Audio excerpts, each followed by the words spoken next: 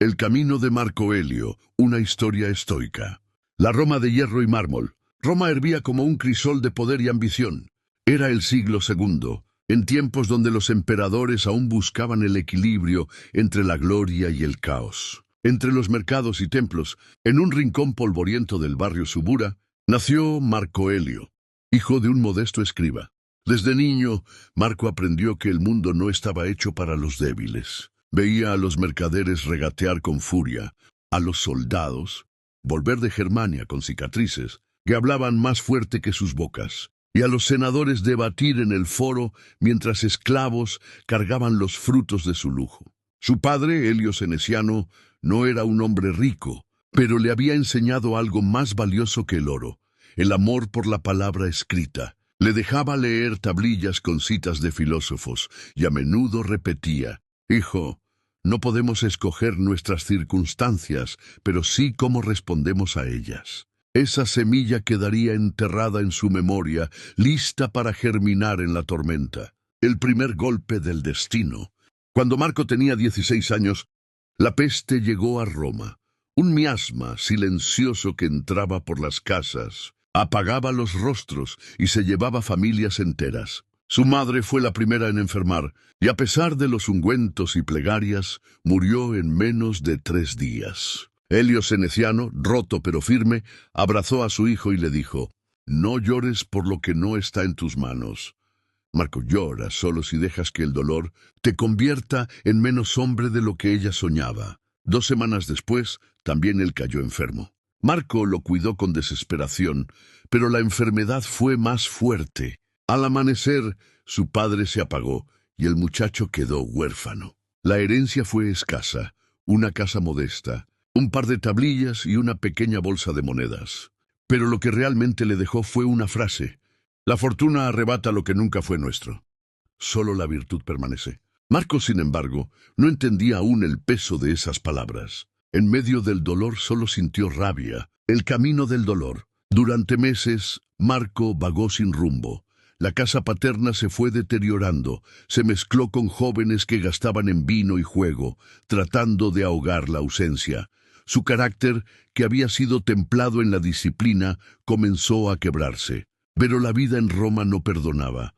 Un mal negocio con dados lo dejó endeudado. Una riña con soldados casi le cuesta la vida. Una noche, borracho, fue arrojado a la calle, golpeado y humillado. Despertó con la cara ensangrentada, tendido junto a un templo de Júpiter. Mirando el cielo enrojecido por el amanecer, murmuró: «¿Por qué los dioses me odian?». Fue entonces cuando escuchó una voz grave: «Los dioses no odian ni aman, muchacho, solo ponen pruebas en el camino».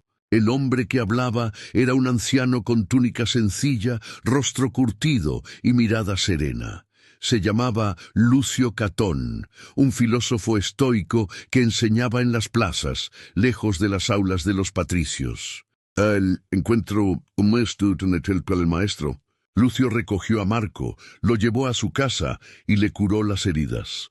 Durante días le habló con calma, como si cada palabra fuera una piedra con la que reconstruir un muro derrumbado. «Escucha», Marco le dijo una noche mientras encendían una lámpara de aceite, «no controlas la muerte de tus padres, no controlas la peste, ni las injurias de los hombres, pero controlas tu juicio, tu reacción.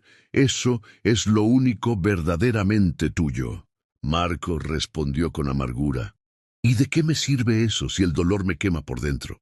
Lucio lo miró fijamente. «El dolor es como el fuego, puede consumirte o puede forjarte, depende de ti». A partir de entonces, Marco empezó a frecuentar las charlas públicas del filósofo. Escuchó nombres como Epicteto, el esclavo que alcanzó la libertad interior; Séneca, que enseñó a morir con dignidad; y Marco Aurelio, el emperador que gobernaba con la filosofía en el corazón. Cada palabra sembraba una duda nueva. ¿Era posible que la vida no fuera sufrimiento sino entrenamiento? Hubo primeros ejercicios estoicos. Lucio le encomendó pequeñas prácticas: distinguir lo que dependía de él y lo que no. Si llovía, debía aceptar la lluvia. Si un hombre lo insultaba, debía preguntarse si su respuesta estaba en su poder. La pobreza voluntaria. Pasar un día sin comer más que pan duro, dormir en el suelo, para recordar que la riqueza no era necesaria para vivir bien. El diario nocturno. Antes de dormir, debía escribir lo que había hecho, qué pensamientos había dominado su mente y cómo podía mejorar al día siguiente. Al principio, Marco lo hacía con desgano, pero poco a poco sintió un cambio. El dolor no desaparecía, pero dejaba de gobernarlo. En una de sus tablillas escribió: «He perdido lo que amaba, pero no he perdido la capacidad de ser virtuoso. La vida me prueba y yo respondo». La prueba del foro. Un día, mientras caminaba por el foro, Marco vio a un joven patricio azotando a un esclavo por haber tropezado y derramado vino. Algo en su interior ardió. Corrió a detener el látigo, y en el forcejeo fue golpeado y humillado ante todos. La multitud rió. El patricio lo insultó. Marco sintió la ira subir como una ola. Estuvo a punto de atacar, pero recordó la enseñanza de Lucio: no dejes que otros gobiernen tu mente. Respiró hondo y dijo: «Puedes golpear mi cuerpo, pero no mi razón. Eso no está en tu poder». El patricio se burló, pero el esclavo miró a Marco con gratitud. Esa noche, aunque dolorido, escribió en su diario: «Hoy entendí que la verdadera fuerza no está en la violencia, sino en el dominio de uno mismo, el amor y el desapego». Con el tiempo, Marco conoció a Livia, hija de un comerciante de telas. Su carácter alegre contrastaba con la gravedad del joven. Por primera vez en años, Marco sintió que el corazón podía volver a latir con esperanza.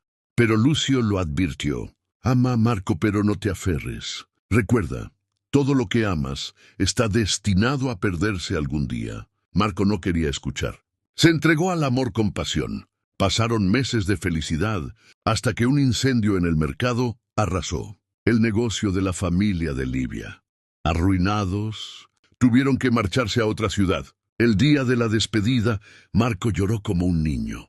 Livia le dijo: «Si los dioses quieren, nos volveremos a ver». Y se fue. Esa noche, Marco escribió: «El destino toma lo que quiere.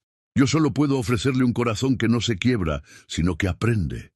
La guerra interior. Pasaron los años, y Roma entró en conflicto en las fronteras. Se reclutaban jóvenes para el ejército. Marco, sin fortuna ni apellido, fue enrolado a la fuerza.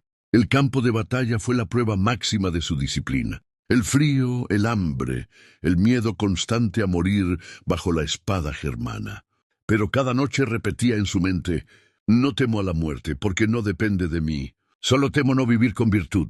En medio de una emboscada, vio a un compañero herido gritar de dolor. Sin pensarlo, cargó con él hasta el campamento, salvándole la vida.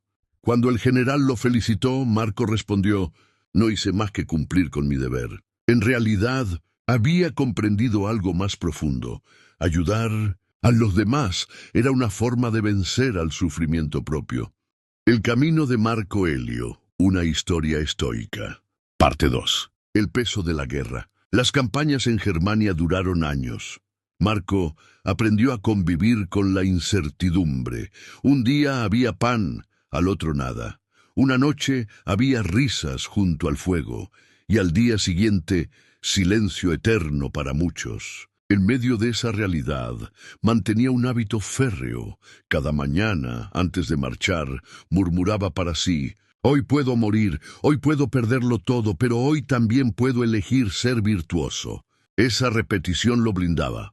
Lo que a otros destruía, en él se convertía en temple. Una vez, en una emboscada, cayó prisionero junto a varios romanos.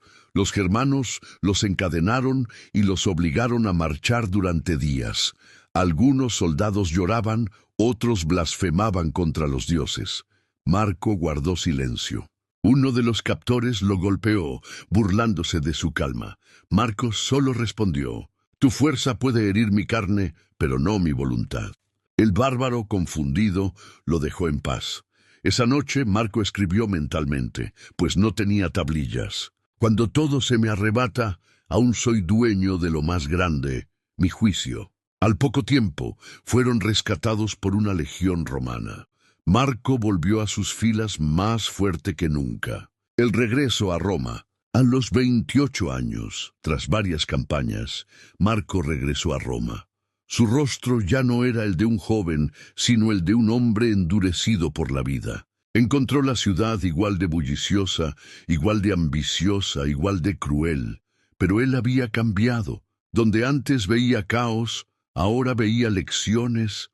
Donde antes buscaba placer, ahora buscaba virtud.